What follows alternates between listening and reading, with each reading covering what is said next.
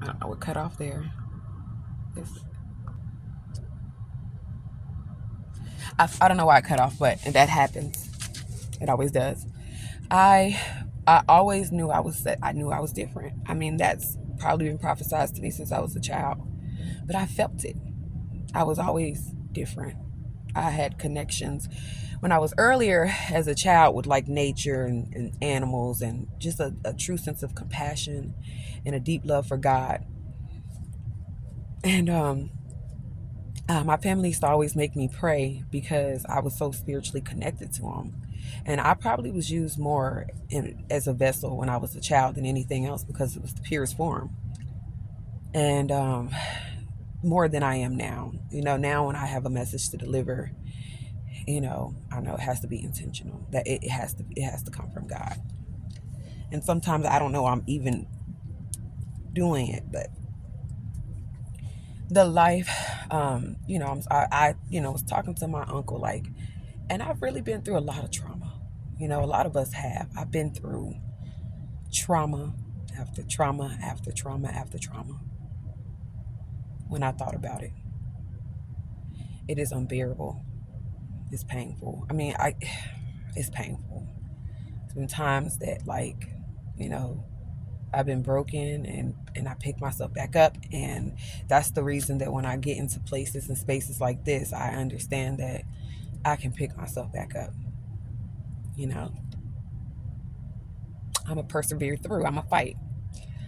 And I always had this love for God, but it just kind of came a little full circle for me today where God um, knew that I was going to, obviously, knew that I was going to have a life full of more like chaos, disaster, trials, tribulations, in every aspect. I don't want to say I was doomed before I was born because I don't think that I'm doomed, but the reason that I had that love for God is because I had to have that understanding and love for God as a child through a child's eyes to carry it on as an adult. What you learn as a child and what you go back to as a child is what you sometimes, when you fall in life, you go back to as an adult. I'm talking to my uncle, and I said, I know I was anointed. I know I'm different. And I started telling him certain things and certain stories. And even understanding in the midst of going through hell and being at my lowest and my worst, just still praising God and still having belief in God. And another sense is heightened in me. But I knew I was different. I knew I was set aside. I was told that, and I believe it. I mean, my life is the telltale story of it. And I know that I have to get this story out. I know I have to tell my testimony, and I have to write this story. And I think writing it is gonna allow me to keep in a certain, not be scatterbrained, and saying it and recording it is allowing me to express it. But let me just tell you something. I wrote this down. This path I walk is so lonely and constantly full of solitude.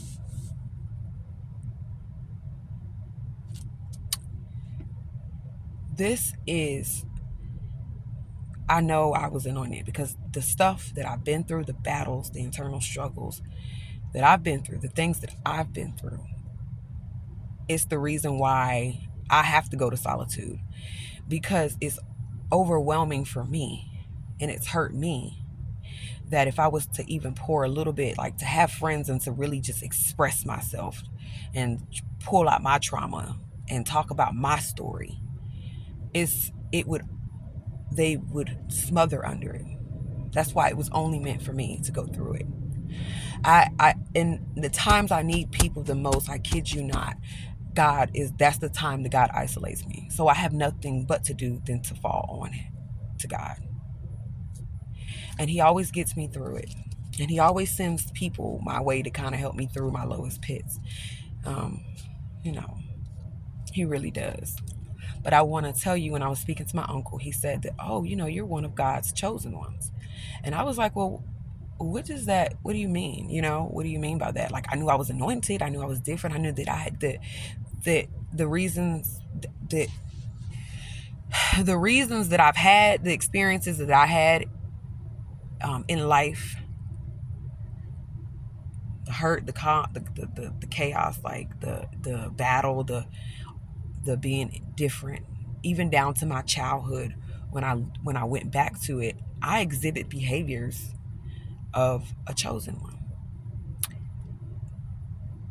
And what's really deep is um what's really deep is,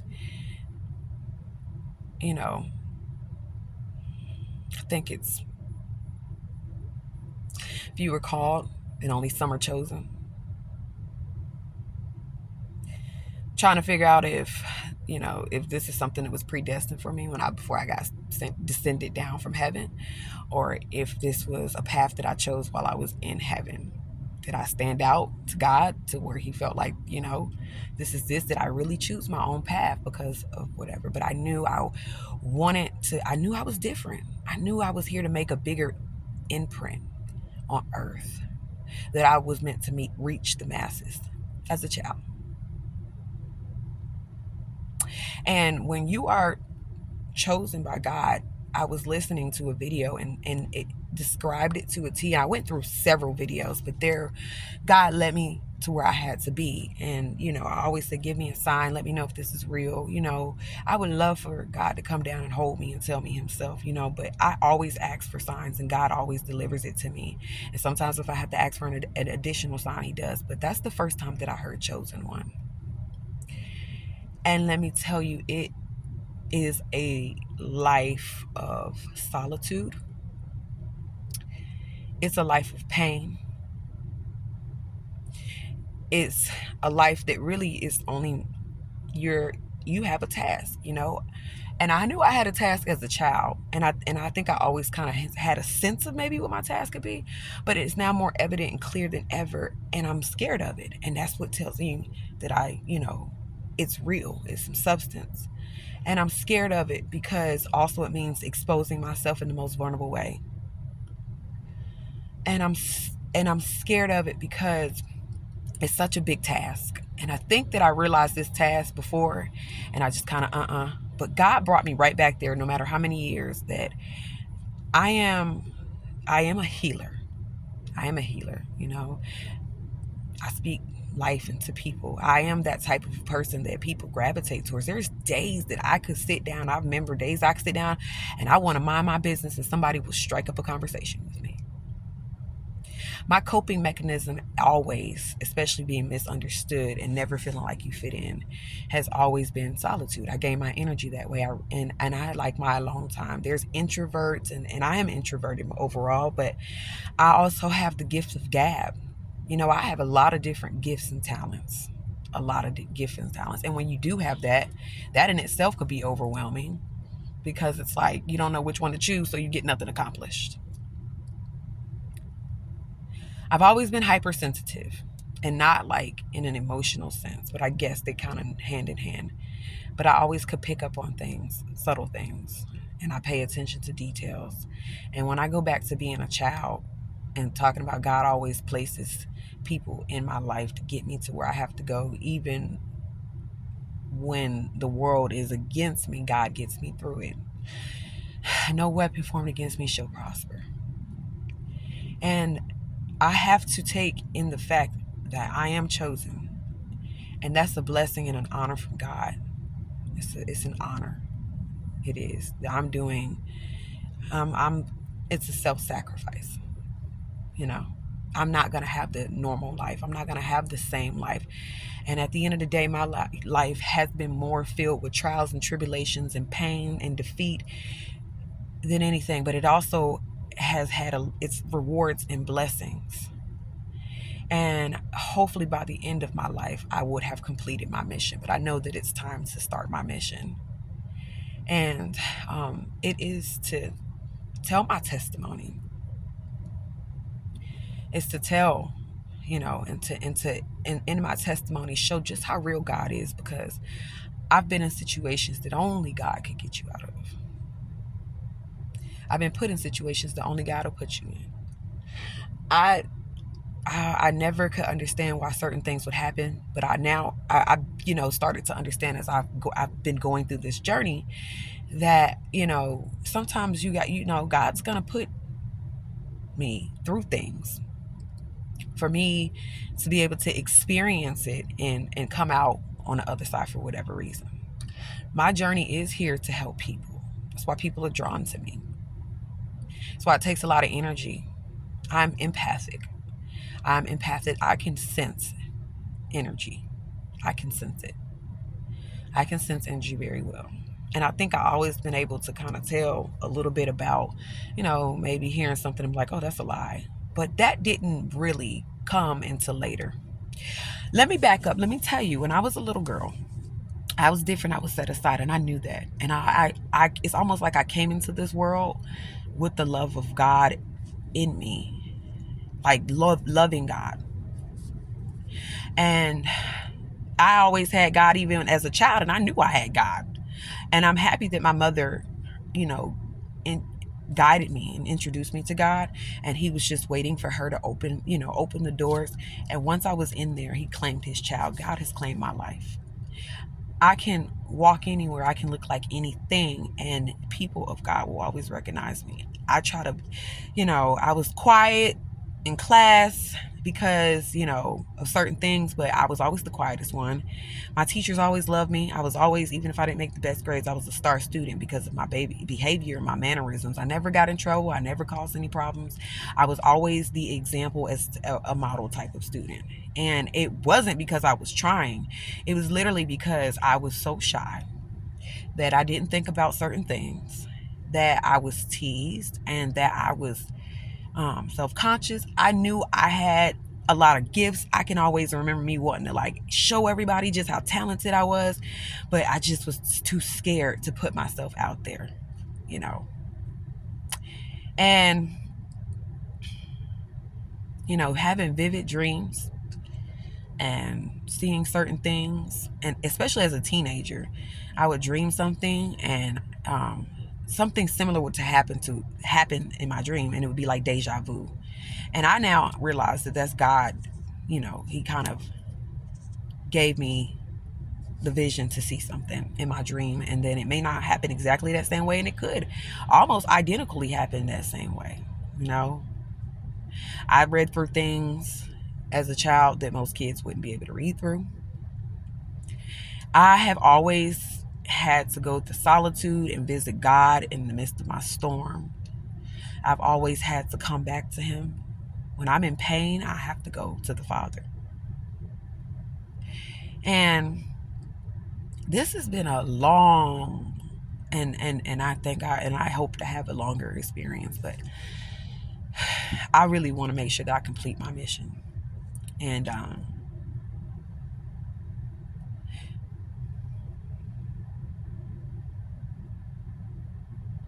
I came down with the protection of God, and I loved him so much. I had to be gotten from God so early because I was going to need him and all the angels that he had surrounding me and protecting me. And I want to say that God knew that I was going through this journey. He knew that I was going to have the life that I was going to have, which is full of despair and pain. But it's so many lessons that I learned.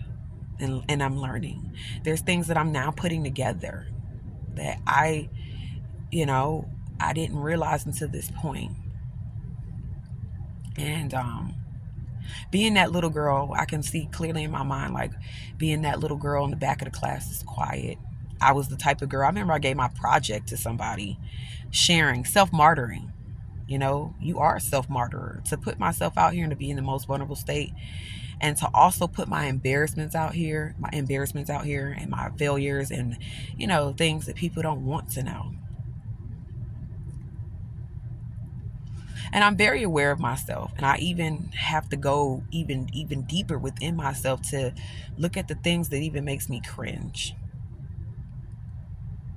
I have a profound love for human nature, like a humanitarian. I have a profound interest in human behavior and all of that. And I've always had that. I've always been a people watcher. I've always seen things and out the corner of my eye, and I would turn my head because I didn't want people to feel embarrassed or some type of way that I seen something, you know. I've always been observant of that, and that's been since I was a little girl. I didn't know that what being chosen really was. And it makes sense why my life is full of this, because I have to go through this pain to be able to have a testimony. And I have to be durable, and I have to even praise God even when I can't see the other side. And I have to praise God even when I'm in despair. I have to. Now, further along, I was told I was marked by God. Later on, recently, later on, in this point in my life, somebody kind of finished off and said that you're marked, that you are in this world and not of this world. That I belong to God and that I'll return to God. And I had so much peace, because if I leave this earth, and I shouldn't be reincarnated, because I do believe we are, and I do believe in reincarnation, I feel like I would definitely want to return to the kingdom. I now have an appetite to be able to make sure I can get into the kingdom. And I've been praying that I was descended from heaven so that I can ascend back to heaven, because only those who are descended can go back up. This life was meant for me to have. This sacrifice makes me appreciate Jesus Christ more. And I'm nowhere near and close to Jesus Christ. But the more that I either get broken down, I always know I can pick myself up. And I don't even pick myself up. I know that God has put the tools and the strength in me to be able to rebuild myself and to be a better form of myself. And I have repeated lessons upon lessons. Like, people have repeated life cycles around life cycles. Like, people have circled, like the sun or the moon circles the earth. And those are how these lessons go. And even in my younger age, I knew that if I didn't get certain things, I seen myself repeating the same lesson, because it's like I understood, but then I wasn't applying it. Now, the last heartache, broken heart that God allowed me to go through, I now understand why. And for the longest, I couldn't make sense of it, And the last trial and tribulation that I had that broke me, and I know people say you shouldn't say you were broken, but see, when you're a warrior and when you're a soldier of God and you belong to God, and the stronger that you get, at first it was this was a reality check. At first it was this, it was a reality check. But as the levels of life that I go up in, and I'm not talking about monetarily or worldly, I'm talking about spiritually. And even when I fall behind and I forget, he's gonna bring me back down. And I had such a devastation within the last few years that broke me. And it wasn't until recently, a few days ago, that I could make sense of it. So I want to stay the course, and I want to get into a few things. When I was watching this video, it said chosen ones have a rough childhood. I did. I had a really rough childhood. I had a childhood where I was teased for the complexion of my skin. And this created such something in me that it still kind of exists. But God has allowed me to see me and accept me for who I am, and shown me, physically, that I don't even got to dress up and still, like, have that kind of love for how I look on the outside. So yeah, it sneaks up sometimes like an ugly surprise, but it doesn't cause that type of pain, that it once did. And I also have to understand what it is, when that feeling comes up, what it is. And I had a rough childhood. And I can remember, never feeling attractive. And I remember my grandmother coming down and, from wherever state she was in, to always comfort me, because she was always the only person that had made me, I believe she genuinely believed that. And my grandmother was gorgeous. And I could look at her and say she's gorgeous, and we're the same complexion. And that was meant because, kids talked about it and that thing and not paying attention to my facial features. Recently, over the last few months, I walked past a picture I probably walked past a million times in my mother's house, and I looked at it, and it was me of a young girl. I've seen it many times. But this time, I looked at my face and my features, and I said, I was beautiful. And I now understand why people sat here and said I was beautiful that didn't know me. And I couldn't accept it because I didn't believe that about myself. I don't know when I actually came to believing that I was beautiful, or the acceptance of myself. I guess through this journey, because I'm going from the beginning to the end, I'm going to come across that point in my life. And it's going to click right then and there. That's just how this works. And so, yeah, you're set aside. Yeah, I was anointed. Yes. And I was told from 16 that, I was marked by God. But baby, I understood it because I knew I was different. But I understand it now, because to be marked by God, that means I belong to him. No wonder I had that strong relationship with him, praying in my sleep, having vivid dreams, talking to God. I always had a relationship where I talked to God as if I'm talking to anybody else. And I, as a child, knew that it was him talking to me. And I always go back to the sheep always know the shepherd's voice. I think, we're all children of God. But some of us are marked to have a difficult journey for the greater good of society, for the greater good. The purpose is bigger than me. The light that people see in me is because of God, the light in me. The covenant that he put over me, I had to fall in love with God as early as I did, because he was going to be the only entity being that was going to get me through earth. He was with me from the time I came out my mother's womb, because he knew just how difficult my journey would be. And with having that light from God, one thing about light is even the people in the back of the woods are drawn to it. You attract all kind of energies. And in my life path and in my journey, even down to my birth date, hour I was born, the time, everything is connected. And I kind of had that feeling earlier on in my life, but it gets stronger and stronger, and I still haven't put all the pieces together, but I come into and I come into and I come into. And this and it's a thing.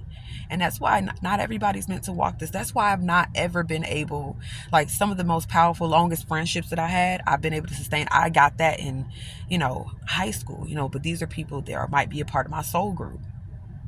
Might not be on a mission, or, they might operate in the realm of the world. And I know that I don't operate that way. I've never been that way. I've always been spiritual, not religious, spiritual.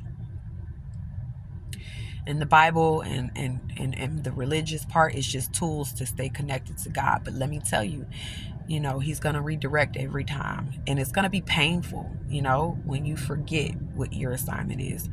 And I thank God that I have now, I'm putting things together. Let me just use an example, worldly, and just kind of like how God works. I had a car, right? And I knew my car was, like the brakes on the car wasn't so great. It was okay. I never really lent my car, out to anybody outside of my brother, but I had, made sure I was driving it or whatever, because I'm like, I know how to drive my car type of thing. And my brother is a pretty good driver, and he asked me for, to use my car that morning because his car wouldn't start up. And I was like, okay, you know what I'm saying?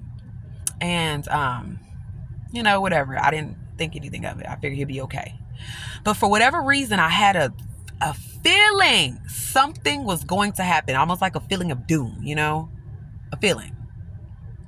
And I got a call from my brother in tears, and he said, sis, I'm sorry to tell you this, but I got into an accident in your car. And I asked him, I said, well, are you okay? He said, yes. And I said, well, is the car okay? And he says, I don't know, or something of that magnitude. And I I didn't get mad because I could tell, like, he beat himself up, about it. I can imagine how scared he was to even call me and tell me that. Because how scared would I, how would anybody be to have to call someone and say, I ruined your car? You know what I'm saying?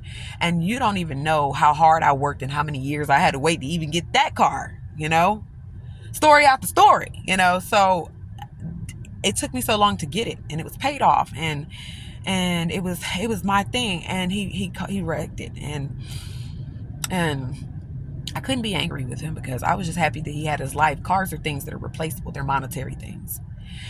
And that's also something, a part of my journey is I know the significance between worldly monetary things are recoverable. And you will see that in my life show up in my life story. You will see that show up in my life story. And so I'm like, okay, whatever, and I got a check for it. I got a check for the car, and it was a great check. I think it was pretty much about what I paid for the car. And almost like the day that the check had came, I had got in trouble and I ended up going to jail. Right? And I only had one person that was really trying to get me out of jail, which was my daughter's father. We were together at that time. He was the person on the outside that was rooting for me, and he was the person that got me out of there. I had a hold in another county, and that county, because of the type of hold that I had, which was like a failure to appear in court, and that's considered a slap in the face to the law. Whether it was an accident or not, whether it's over traffic tickets or not, FTAs, you're going to sit. But I was fortunate enough to get a cash bond. So between him bonding me out and paying for that, using up a large amount of the money that I had, him putting money to pay for me to sustain in jail, him taking care of things that he's supposed to take care of. And at this point, we hadn't even been together long enough before this happened. But he covered all bases. Now, when I had got to the second jail, they told me I had a $2,000 cash bond. I was only a few $100s short of that between that bond and taking care of things. And he's like, I'm going to get it for you. At first it was like, this man basically would have to give most of his check to get me out of jail, but I would cover it. And I remember my mother, when I went to jail, she gave him the first half, but then when it came to that $2,000, she didn't want to give it to him. And she said the reason she didn't want to give it to him was because she didn't know that if he was going to run off with the money. Now, I'm going to just tell you this. You trusted him enough with that. So I don't understand why you wouldn't trust him with the rest. Because if he was going to run off with it, he was going to run off with it then. Nobody's going to put this much energy into it to take it at this point, and I just knew he wasn't going to. I didn't, not a feeling, but I just knew. And she kind of gave me a hard time to the point where when I sat in jail for that last day, I was in jail for maybe like a week or less, like just about a week or under. I cried because I was like, I just knew that she wasn't going to give it to him. When I went to jail, he was the only person that was on my team. A lot had happened and transpired with my family and myself, and even during the course of me being in jail, that I will get into. So, I knew that once he was, connected to my mother or whatever the case was, that would be a different issue. And I knew that when I was in jail that it wasn't about him running off with the money. My mother made me give her a percentage of that money in jail because she had my children. She didn't need nearly as much as the money that she took, but I didn't say anything because these are my kids, And this is kind of a prelude to what happened in jail and maybe why she was so hesitant to give it. And it had nothing to do with the fact that she even thought he was going to run off with the money, because my mother felt very comfortable to bad talk me to him, like almost like she waited for the opportunity to have that moment with him alone to speak bad on my name, And I don't know if it was to make him leave me or to second guess me or second question me, but see, that wasn't the time for us to part, because see, I'm someone that is on earth for a mission, and everything in the slightest way. There's no coincidences in my life, and I don't believe in coincidences at all, from the random people that you meet on the streets, that happened. So I said that to say that I got out, spent all the money. It wasn't until almost a year later when I had to go back up to the court. And out of that $2,000, they gave me $1,600 of it back. And so we were going through a time of, we were having a hard time paying our rent. So when I got that $1,600, God paid for that. Now I want to pause here, and I want you to pick up on the story. I want you to pick up on this. I knew I had a little bit of an issue with my brakes, but I felt like, I trusted my brother to drive the car. I didn't know that it was going to be slippery outside that day, or whatever happened, but something happened. And I don't even know if it was slippery or that person, it was that person's fault. Even down to it being that person's fault, meaning that I could get paid out for the car and for basically what I paid for the car, was a blessing. Because if it had happened any other way, and he hit them, I wouldn't have been able to get anything off of it. That check, I waited on that check to come. That check didn't come until the day that I went to jail. Because God already knew that I was going to jail. I didn't know. And God clearly knew that it was going to take just about that amount of money. How ironic is it that my brother gets into an accident the day that my brother gets into an accident, and then the check from that accident get issued on the day that I went to jail, which was in my mother's custody. And that I would need just that amount of money, that had it been any other time of the year, I wouldn't have had that type of money. So I had to use all of the money that I would have normally used to buy a car to basically bond out of jail. Okay? But God already knew this. And then because I had a cash bond in the other county, by the time that I had not an eviction, but financial troubles and rent and everything like that, that money came just in time. I had to go pick it up from court and get that back, and I was able to pay my rent. All of that was meant to happen. All of it. If he didn't crash my car and I went to jail, I wouldn't have been able to get out. If I didn't pay a cash bond by the time that I was about, losing, in a financial bind with my rent, our home and everything like that, where this money came and I got $1,600 of it back, I wouldn't have been able to have a place to stay. And it was all lined up for the greater good. Yes, it was horrible, you know what I'm saying? But it was all lined up for the greater good, even down to the stimulus check, being in an uncomfortable living situation before I moved to the place that I was in. And the stimulus check came through, and it allowed me to pay for things and to transition into where I had to go from that point on. It's always on time.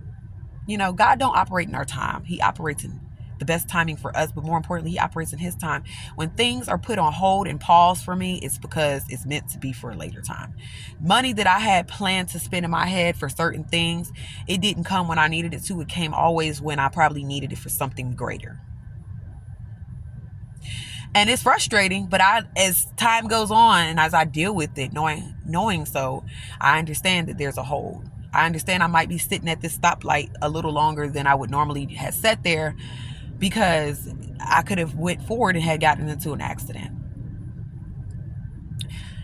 This is the year where I knew I was protected by God, but this was the year and time of my life where I realized that the covenant and the blessings God has. See, God knows, that I was going to have to go through this, and it could be dangerous. It could be many things. You are self-martyring in the process. You're self-sacrificing. You're going through trials and tribulations that break you just to build you, And that's we are warriors. Chosen ones are warriors. And it trickles down. Everything's connected. And so that's an example of how certain things happen. But because I belong to God, my battles are not going to be the same as everybody else, and my path isn't going to be. And it's funny because I always heard, when I heard the story about 2 roads that were traveled and one basically was traveled less, and I was younger, it intrigued me. And I understand that I'm traveling this road that's not commonly traveled. And not everybody that I experience in life can come on my journey. The biggest thing is letting go of people, accepting people, that pain of knowing that, people are only there temporarily.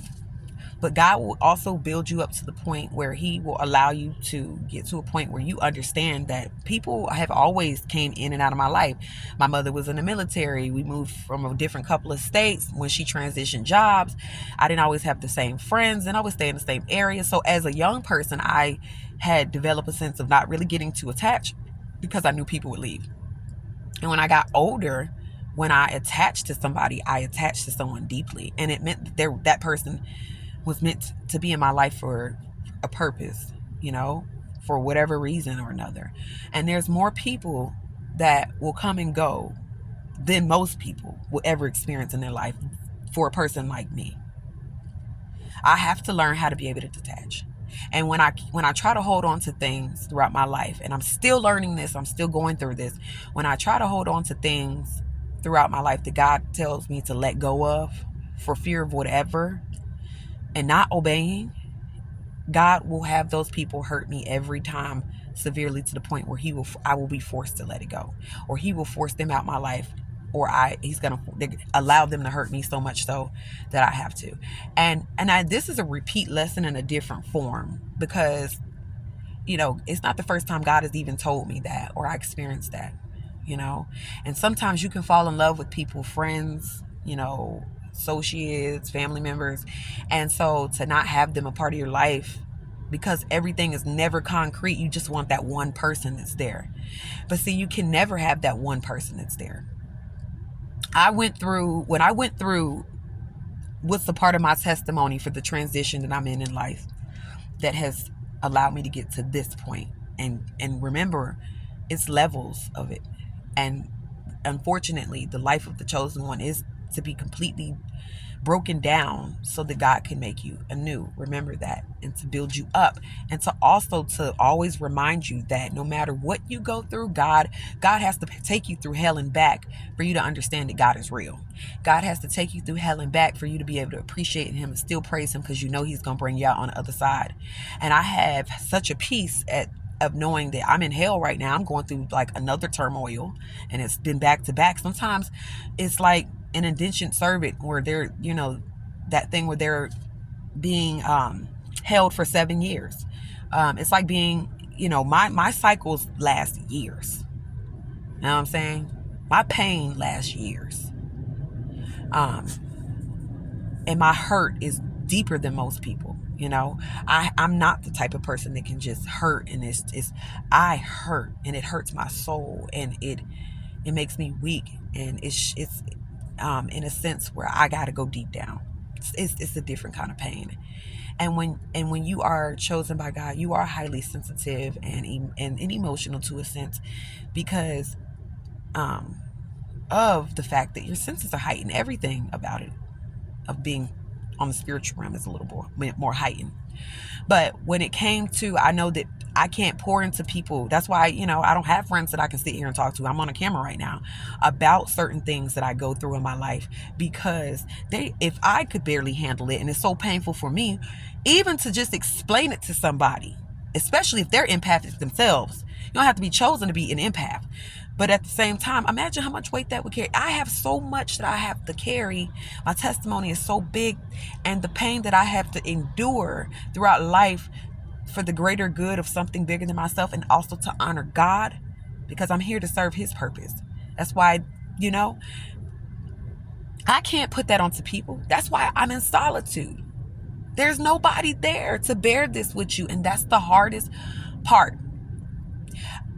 And when you become real different from people, and you're into the higher your spirituality goes, and it's like when I say intellect, it's past the mind. So your mind gets stronger too.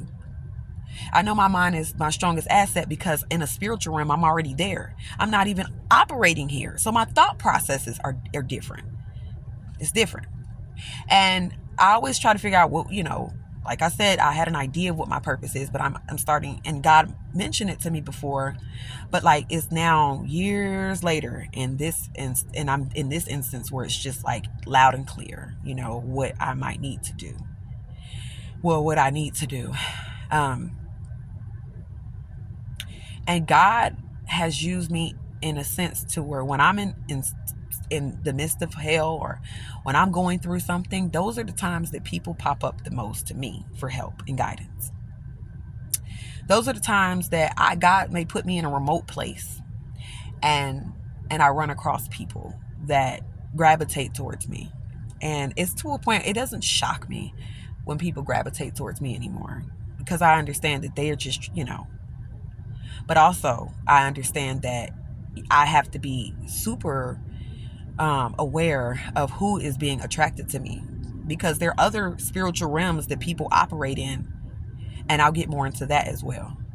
And like I said, every type of personality is attracted to the light. It's something. There's people that come to the light for different reasons. And that's why that covenant, that protection piece that I'm just now becoming oh so aware of. Like, it's there, you're anointed, but I didn't understand to be a chosen one. God had to have that.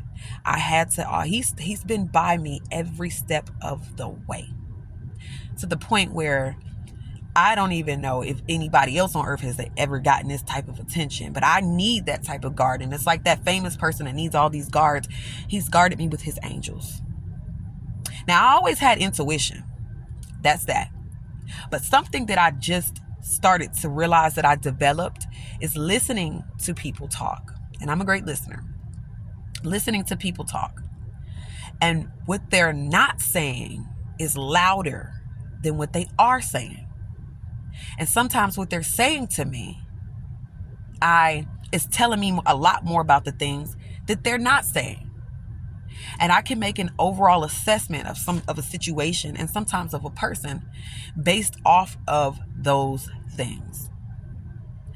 I can look people in the eye sometimes and see that they're a good person. I mean, not a good person, but certain things, certain dimensions. And sometimes I have an intuition. I don't know why I feel this way, but I know well enough to know that when I get it, so far my intuition, especially my younger years, had carried me there.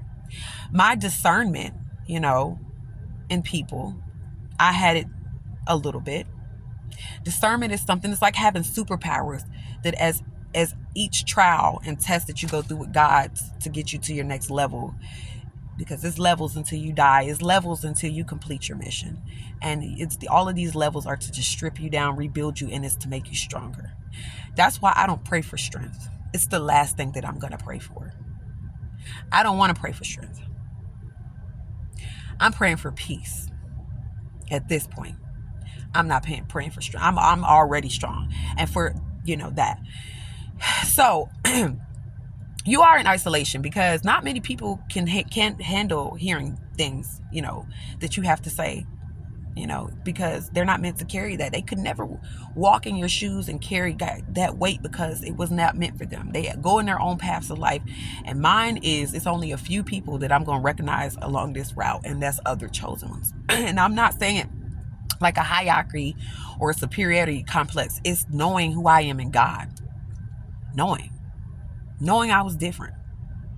It's constantly God always reminding me of that through people and energies and all of that type of experiences.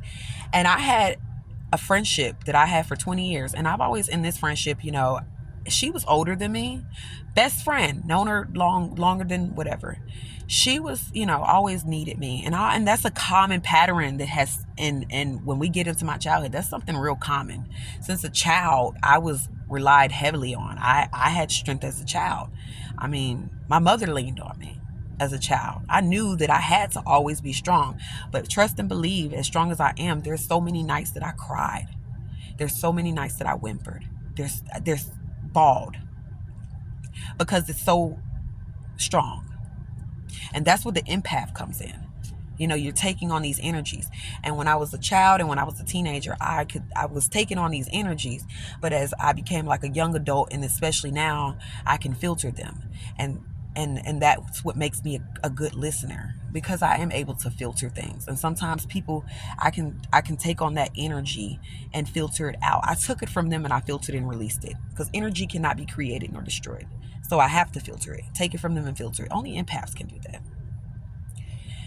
And somewhat of a psychic ability where I'm seeing things, or they might call it prophetic. I can have a vision. I can see things And sometimes it sticks with me really, really hard. And sometimes it fades away, but I can see things. And it always, first it started with dreams, and I had a period of time where I didn't dream. And sometimes I just had like a vision where I'm deja vuing, or I have a thought in my mind or whatever. But it's usually in the subconscious that I do see these things. And it may, like I said, may not play out that way, but it's almost intact to whatever happens. And the ability to, to see things, to see the things that people aren't talking about, it's real easy, for me to spot out certain lies and everything. And I got to the point of quietness to where I can know someone's lying and I'm not going to say anything. But when you're that strong, I like I said, I'm gonna go back to my best friend, and we went through a lot of walks of life together, motherhood together, challenges. But I always been that person that she can lean on. No surprise. And I leaned on her, but in a way. And I always knew that even in conversations with her, I couldn't put heavy things on her. I don't know how I knew it, but I just did. There's just certain conversations that I wouldn't have with her. And also I think it was all, I did have a sense of just like feeling like she can't, do that how I can. The purpose of our friendship was more for the strength of her. I was her strength. I was the strongest one between the two of us, mentally and emotionally and spiritually. I was at a point where when I was, in the age that we met, which was teenagers, I had got to a point where I was able to cut people off. And it's crazy how God bounces you back, because I think that I operated in a higher frequency when I was younger, and I was able to open more doors and manifest things. Now I'm carrying certain burdens that has made me feel certain ways, but I've never strayed away from God because I have to have faith. I have to go back to the basics, to where I started out in childhood, to tap into when I was at my highest power. Because sometimes you at your highest power even when you at your very little age. You don't know when. Now I have to get back to that higher power. I'm not going backwards in phases, but I got to tap back into something. It's almost like I'm going back and calling on the old me. I'm trying to go back and get that for myself. Because I can tell you, when I was at my highest frequency, it's almost like everything came to me and everything was easy, and I knew God